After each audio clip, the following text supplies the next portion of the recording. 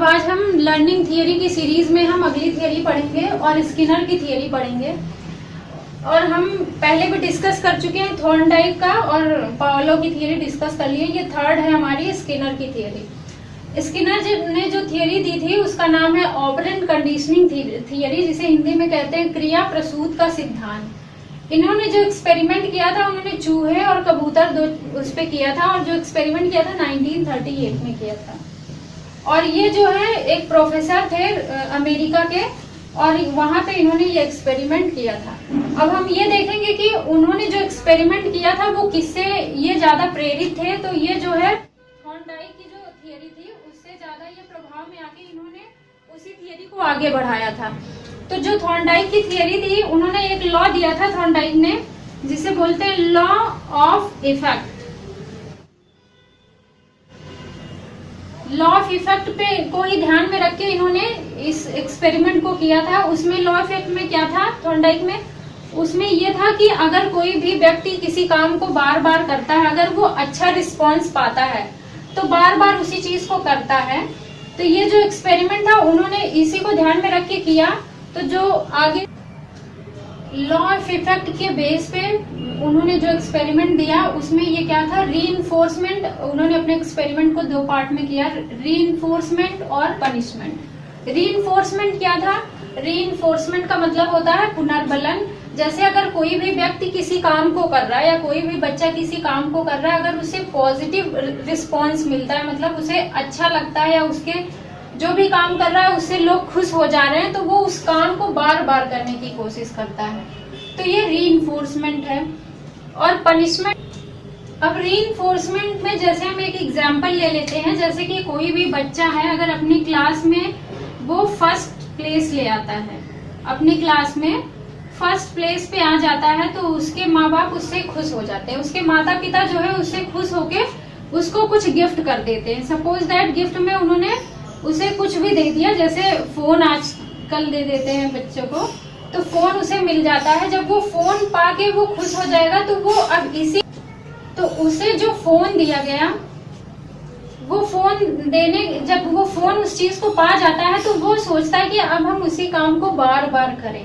तो ये जो फोन मिल गया ये उसके लिए क्या है, पुनर्बलन, रीइंफोर्समेंट का काम किया है ये फोन उसके लिए।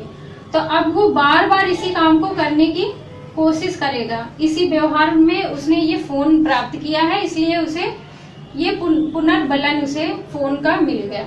अब फिर देखते हैं ये पुनर्बलन जो रीइंफोर्समेंट है ये भी दो टाइप का होता है, एक पॉजिटिव एक नेगेटिव। पॉजिटिव में क्या है इसको हम यहाँ बता दे रहे हैं। अब हम देखते हैं कि रीइंफोर्समेंट भी दो टाइप का होता है, एक पॉजिटिव रीइंफोर्समेंट एक नेगेटिव रीइंफोर्समेंट। जो पॉजिटिव रीइंफोर्समेंट में क्या है कि उसे गिफ्ट मिल गया तो वो अब उस काम को बार बार करने की कोशिश करेगा, ये उसका पॉजिटिव रीइंफोर्समेंट हो गया। नेगेटिव क्या हो गया, अगर बच्चा उस फोन को ले लेता है तो वो बार बार उसी में करता रहता है, अपना टाइम वेस्ट कर देता है। तो इससे क्या होता है, माता पिता फोन को ले लेते हैं। जब कुछ देर बाद ले लेंगे तो फिर उससे बोला जाएगा कि आप अपना होमवर्क कंप्लीट करिए तब आपको फोन मिलेगा। तब वो क्या करेगा, अपना होमवर्क करने की कोशिश करेगा। जब होमवर्क वो कर लेगा तो उसे फिर से फोन मिल जाएगा। तो इस तरह वो अपना रिलेशन स्थापित कर लेता है कि अगर हम अच्छा काम करेंगे तो हमें जो वो चाह रहा है उसे मिलता जाएगा। तो ये जो है नेगेटिव रीइंफोर्समेंट ये हुआ कि अगर कोई भी चीज बच्चा चाह रहा है तो उसे मिलता है, उसके बाद फिर से अब जब उससे फोन छीन लिया जाता है तो फिर उससे बोला जाएगा कि आप होमवर्क कंप्लीट करके रखिए फिर आपको फोन मिलेगा। तो इस तरह से वो उस काम को बार बार करने की कोशिश करता है। ये हो गया रीइंफोर्समेंट, दो हो गया पॉजिटिव एंड नेगेटिव रीइंफोर्समेंट। अब हम पनिशमेंट में भी ऐसे ही इसको डिवाइड करेंगे, एक हो गया पॉजिटिव पनिशमेंट और एक हो गया नेगेटिव पनिशमेंट। अब पॉजिटिव पनिशमेंट हम देखते हैं।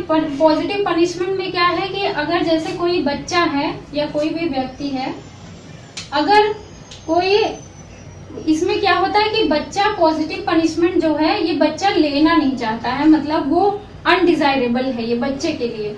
जैसे कि अगर कोई बच्चा है कोई गलत काम कर देता है, अगर तो उससे टीचर हो या उसके मदर फादर हो तो उसे क्या करते हैं, उसे कुछ जैसे टीचर क्लास में ही उसने कुछ गलत काम कर दिया तो उसको टीचर पनिश करती है। तो पनिश करने में उसे एक्स्ट्रा होमवर्क अगर दे दिया तो ये बच्चा एक्स्ट्रा होमवर्क लेना नहीं चाह रहा था लेकिन उसे एक्स्ट्रा होमवर्क दिया गया। तो ये बच्चे के लिए कैसा है, ये जो है ये बच्चा चाह नहीं रहा था लेकिन उसे दिया गया, तो ये पॉजिटिव पनिशमेंट हो गया। और नेगेटिव पनिशमेंट में क्या है कि बच्चा लेना चाहता है लेकिन उससे वो चीज छीन ली जाएगी। जैसे हमने बताया फोन का केस ये है कि जैसे अगर बच्चे को कोई बच्चा जो है फोन चाहता है लेकिन उसे फोन दिया नहीं जाता और उसे छीन लिया जाता है परमानेंटली, तो ये जो पनिशमेंट हुआ ये इसका नेगेटिव पनिशमेंट। ये जो पनिशमेंट है ये जो है नेगेटिव की तरह काम करता है कि जैसे क्या हुआ कि अगर कोई बच्चा स्कूल में पढ़ रहा है तो अगर उसे टीचर मार देते हैं तो वो क्या करता है, वो जो बच्चा है वो टीचर के प्रति घृणा करने लगता है, स्कूल के प्रति और पढ़ाई से भी घृणा करने लगता है। तो इससे क्या करता है, वो बच्चा स्कूल भी छोड़ सकता है। तो इसलिए स्किनर ने कहा था कि पनिशमेंट किसी भी तरीके से काम नहीं करता है। लेकिन जो रीइंफोर्समेंट है ये बच्चों को मोटिवेट करने के लिए ये रीइंफोर्समेंट का बहुत ही बड़ा रोल है। तो रीइंफोर्समेंट स्किनर ने कहा था कि ये बहुत ही इम्पोर्टेंट है क्योंकि इससे बच्चे मोटिवेट होते हैं किसी भी चीज को करने। हम अदर नाम इसके क्या क्या है वो सब जानेंगे कि अदर नेम्स किस किस नेम से इनकी थियरी को जाना जाता है। तो जो पहला है वो तो फेमस ही है, आपको पता ही होगा, operant conditioning theory. Operant conditioning theory, और इनकी थियरी को इंस्ट्रूमेंटल थियरी भी कहते हैं, तो ये भी ध्यान रखिए, इंस्ट्रूमेंटल थियरी। इंस्ट्रूमेंटल थियरी, इनके ये दो नाम बहुत ही फेमस है स्किनर की थियरी का, तो आप इस बात को ध्यान रखिए। और ये हमेशा ध्यान रखिए कि स्किनर ने जो अपनी थियरी पे जिस बात पे फोकस किया था उनका मेन फोकस था रीइंफोर्समेंट। रीइंफोर्समेंट जो है उन्होंने दिया था कि अगर कोई भी बच्चा है या कोई भी व्यक्ति है उसके व्यवहार में अगर चेंजमेंट ले आना है, अगर उसे बढ़ाना है किसी भी चीज को करने के लिए, तो उसे रिवॉर्ड्स दिए जाते हैं। तो ये जो रिवॉर्ड्स ही पनिशमेंट के फॉर्म में काम करता है। ये आप रिवॉर्ड्स ही ये रीइंफोर्समेंट के रूप में काम करेगा, आप इस बात को ध्यान में रखिए। मेन इनकी थियरी जो फोकस्ड है वो रीइंफोर्समेंट पे थियरी फोकस्ड है। रीइंफोर्समेंट मींस जो रिवॉर्ड दिया जाता है वो रीइंफोर्समेंट की तरह काम करता है, और यही इनका रीइंफोर्समेंट हुआ। अब हम इससे रिलेटेड क्वेश्चन करेंगे। चलिए अब डिफरेंट टाइप के क्वेश्चंस करेंगे जो पॉसिबिलिटी बनती है एग्जाम में आने के। तो जो फर्स्ट क्वेश्चन है, स्किनर किसके सिद्धांत से प्रेरित थे? इन्होंने जो अपना सिद्धांत दिया, अपनी थियरी जो इन्होंने दी, वो किसकी थियरी को फर्दर आगे बढ़ाते हुए उन्होंने किया था? तो ये थॉर्नडाइक की थियरी थी। थॉर्नडाइक की जो थियरी थी, उन्होंने एक इफेक्ट दिया था, लॉ ऑफ इफेक्ट, उसी को उन्होंने ध्यान में रखते हुए उसको आगे बढ़ा के अपना एक्सपेरिमेंट किया था। दूसरा क्वेश्चन है, स्किनर ने किस पे एक्सपेरिमेंट किया? तो ये आपको पता ही होगा कि इन्होंने चूहा पे एक्सपेरिमेंट किया था और कबूतर पे। थर्ड क्वेश्चन है, कौन सी ऐसी चीज है जो तो थर्ड क्वेश्चन है, कौन सी ऐसी चीज जो व्यवहार को बढ़ाता है? यहाँ पे मैं कबूतर भी कर दे रही हूँ, लेकिन जो फेमस एक्सपेरिमेंट उनका था वो चूहा पे ही था। तो ये आप ध्यान रखिए, कौन सी ऐसी चीज है जो व्यवहार को बढ़ाता है? तो रिवॉर्ड्स जिसे बोलते हैं, वो हमारे व्यवहार को बढ़ाता है। जो रिवॉर्ड्स है जिसे हम बोलते हैं रीइंफोर्समेंट, ये रिवॉर्ड्स ही है जो रीइंफोर्समेंट की तरह। तो ये रिवॉर्ड्स हो गया। रिवॉर्ड्स को ही रीइंफोर्समेंट के नाम से भी जानते हैं ना, क्योंकि रिवॉर्ड्स ही होता है जो बच्चों को अच्छा व्यवहार करने के लिए प्रेरित करता है। तो ये रीइंफोर्समेंट और रिवॉर्ड्स हो गया। फोर्थ क्वेश्चन है, इंस्ट्रूमेंटल थियरी किसने दी थी? तो इंस्ट्रूमेंटल किसने थियरी दी थी?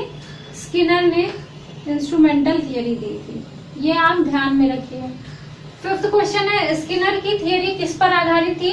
तो इन्होंने जो अपनी थियरी दी थी वो उनकी टोटली जो है रिस्पॉन्स पे आधारित थी कि अगर कोई भी बच्चे को कुछ भी दिया जाता है तो वो कैसा रिस्पॉन्स दे रहा है, कैसा रिएक्ट कर रहा है। तो इनकी थियरी इसी पे आधारित थी, रिस्पॉन्स पे आधारित थी,